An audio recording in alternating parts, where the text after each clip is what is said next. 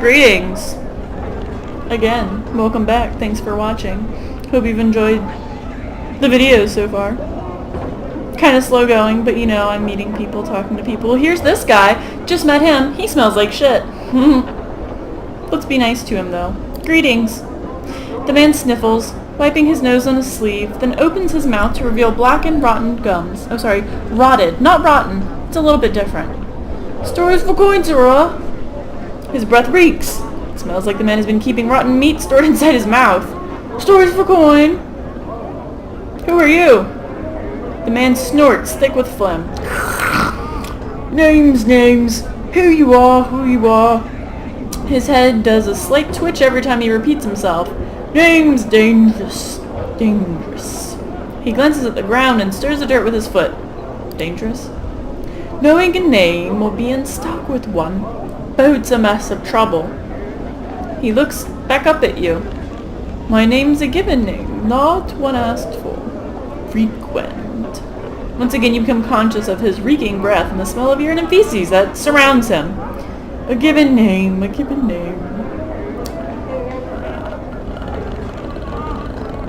An appropriate name.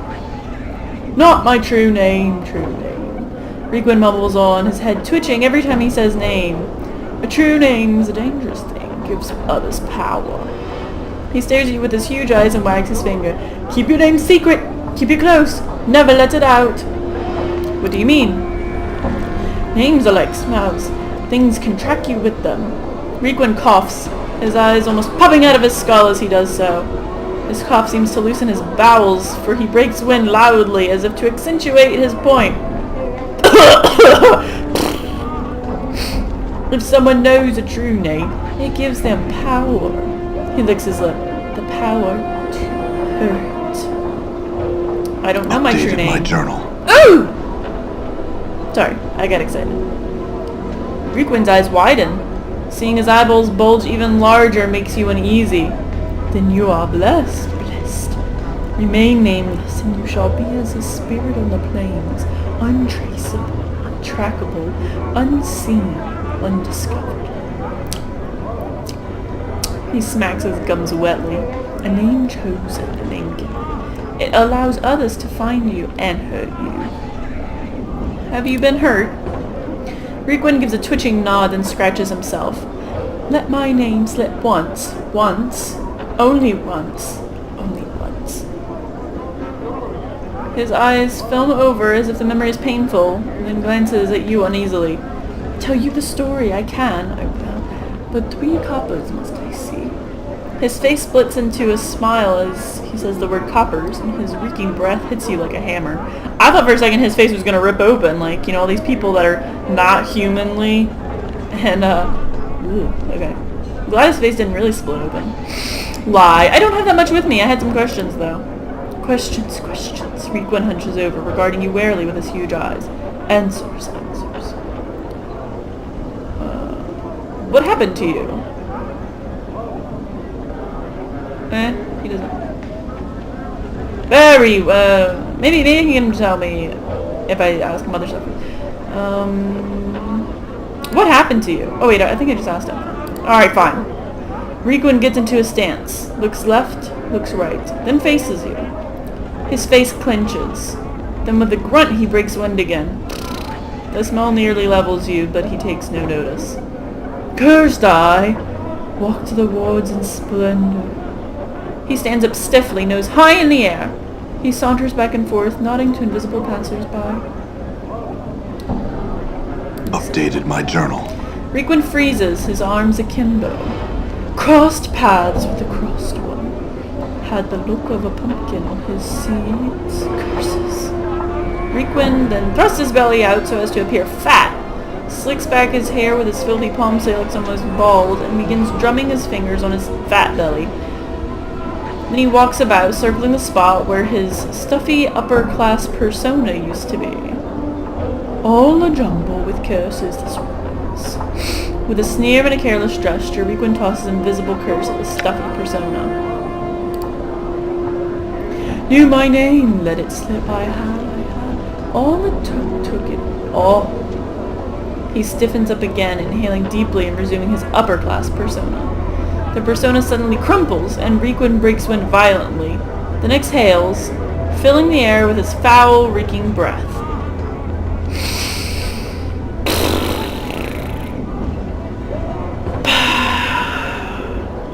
Cursed with stenches, smells, excrement.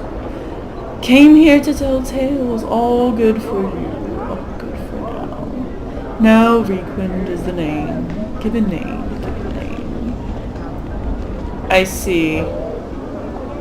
I had some other questions. Who are you again?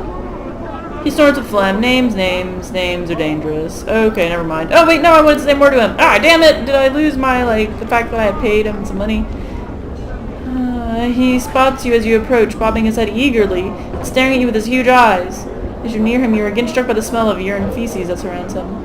Greetings, Requin. I had some questions for you. Can you tell me about this area? The hive. A tale I can tell, a tale I can tell. I will, but 3 coppers must I see. You serious? Fine. Pig. Spireward, spireward. He points to his left at the charred alley in the distance, an alley of dangerous angles. He bends his limbs in a twisted parody of one of the skeletal buildings. Not always angled, not always burned and charred. Once alive, no. Flames! Fire! He flings his hands up in the air, then waves them to simulate flames. The alley burned. Great smoke, ash everywhere. In the end, only skeletons of buildings left. Bones of dead buildings. Bones of dead buildings. Angles everywhere, angles. Updated my journal. He hunches forward, his voice a whisper. Again the stench from his body hits you like a wave. Dangerous now. Bad men have set up their kip there. He bows, then breaks wind in quick spurts like a bugle blowing. That is the tale of how a street becomes an alley of dangerous angles. How did the fire start? He makes a semicircle over his heart. A man made it so. A beast made it so. A man whom even fiends admire. Who? A sorcerer's tale. Filled with madness, sadness, and burning yearning. A tale I can tell. A tale I can tell. I will, but 3 coppers must I see. He hisses, then cackles in a way that reminds you of a fire burning. A dangerous tale. A dangerous tale. Very well, here's 3. Man, this guy's gonna make me poor! A sorcerer there was, no simple hedge wizard this, but a mage of power. Requin brings his hands together reverently, then smiles evilly. He burned with the art, and the art burnt him.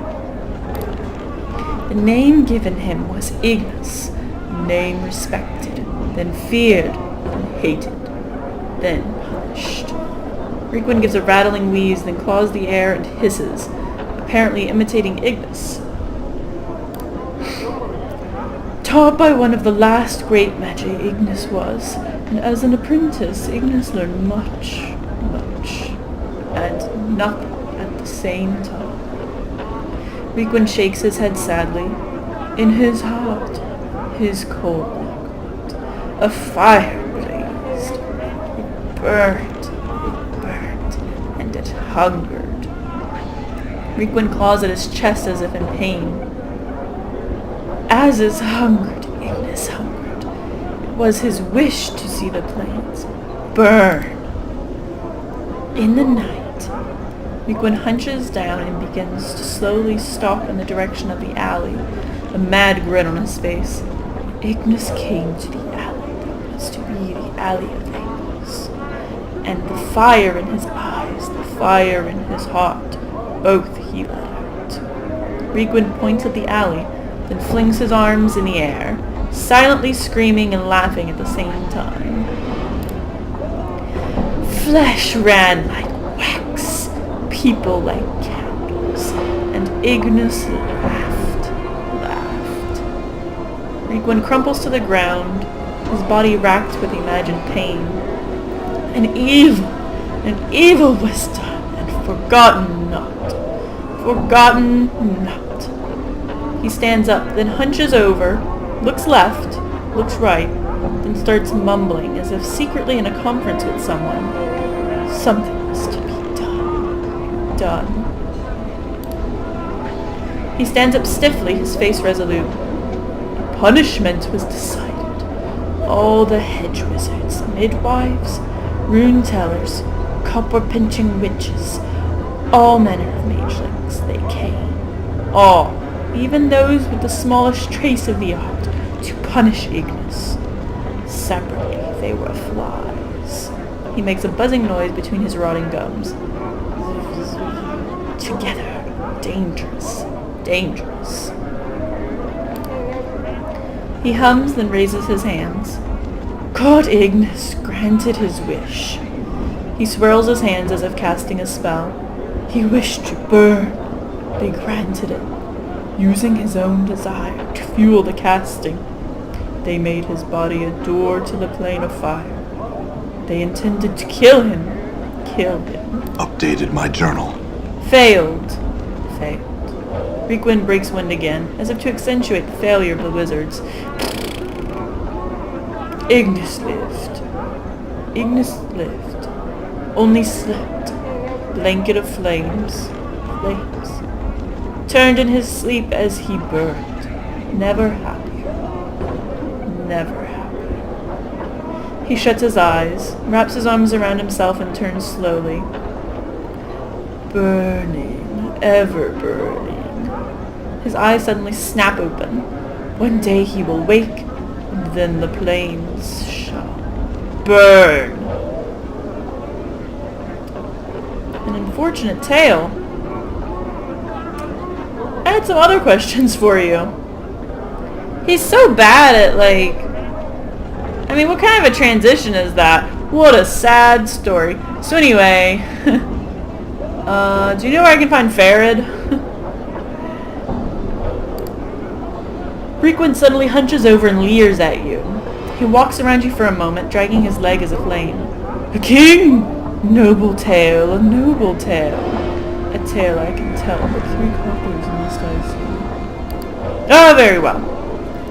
Reekwind remains hunched over, staring at you. I mean, is he calling me a king because I keep just throwing him money? Jesus Christ, come on. Maybe if I would have thrown 5 to him, or 10, maybe I wouldn't have to keep paying him, because Jesus, man.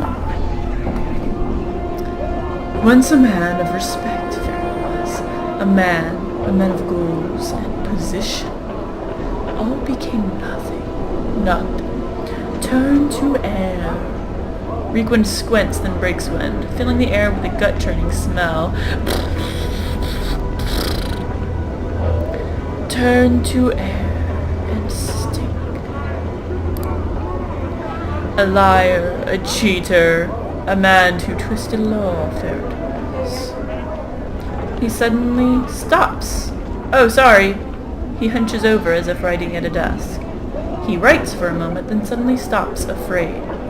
Then one day, he found that he had twisted himself. Such a liar he had become, that when he died, he was to go to a horrible place. Reekwind shakes his head sadly, then hunches over again, and looks wildly in all directions. Fair would not accept it. Would not. He had cheated others. He would cheat his fate too. He read Doggin books and consulted seers. Reekwind stalks back and forth, his hand over his eyes as if staring off into the distance. They told him that only in trash could he find that which would let him cheat his fate. Reekwind breaks wind again, then gives a reeking cough. Oh right, because his breath stinks. Perhaps they lied. Updated my journal. Reekwind stands up stiffly, then he begins to fling off imaginary clothes. With every piece of clothing he throws away, he becomes more hunched. Farid threw away his position, his goals, and took up a new title. Reekwind stops, then leers at you. He claws at his rags, shaking them, and became a king of rags. He would rule the trash, have his subjects search it all and find that which he needed. He shakes his head. He looks even now. Even now. Do you know where I could find him? Requin shakes his head. He lives amongst rags and trash. There you will find him. Find him. I had some other questions. I'm missing a journal. Have you seen one? Requin breaks wind and scratches his arms. He thinks for a moment, then shakes his head. No journal. No journal have I seen. Who are you again? The men snort, stick with phlegm. Names. Alright, yeah, we get it. Alright, thanks. What's in my journal? Ooh. No. Ooh! Remove Requin's curse of stench, because he stinks. Free anger from the dead contract. Find a way to help Ingress. Oh, that's why my journal was updated. Alright, well, I don't know how to help Requin.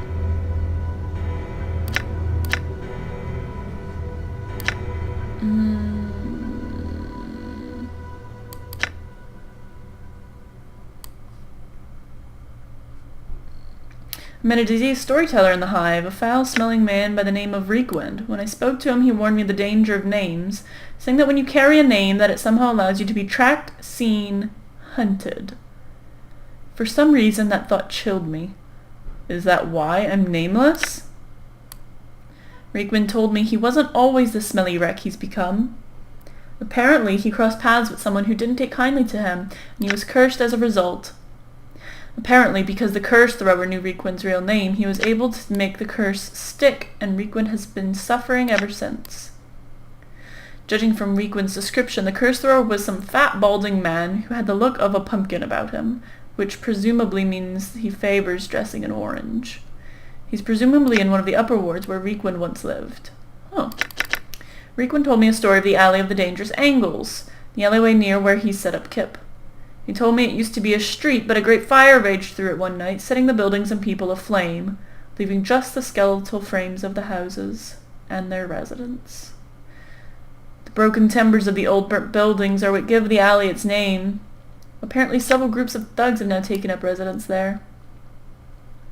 Requin told me a story of Ignis, the mad sorcerer who was responsible for creating the Alley of Dangerous Angles. He said that Ignis was a powerful sorcerer who had been taught by one of the last of the great magi. Ignis burned with the art, and so much that it drove him to burning people and buildings when the urge struck him. One night he unleashed his power on one of the streets in the hive, burning it down and torching the residents. Whether out of revenge or justice, seven minor mages in the hive banded together and used their combined knowing of the art to turn Ignis's body into a conduit for the elemental plane of fire.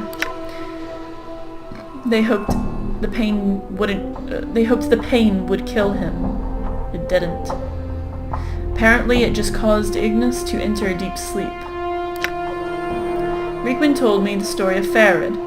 Apparently, Farad was once a member of the aristocracy in Sigil, but he used his position to bend laws, cheat others, and even condemn innocent men. His acts were so deceitful that it damned his soul to the lower planes when he died. When he learned of this, he became afraid and looked for a way to dodge his fate. Apparently, he consulted several seers and was told that he would find a means of saving himself in the trash of Sigil. Farad cast off his position of respect and became a collector king, sending his hiver gang to scour the Sigil streets in search of something that would set his soul free. But he knows not what it is.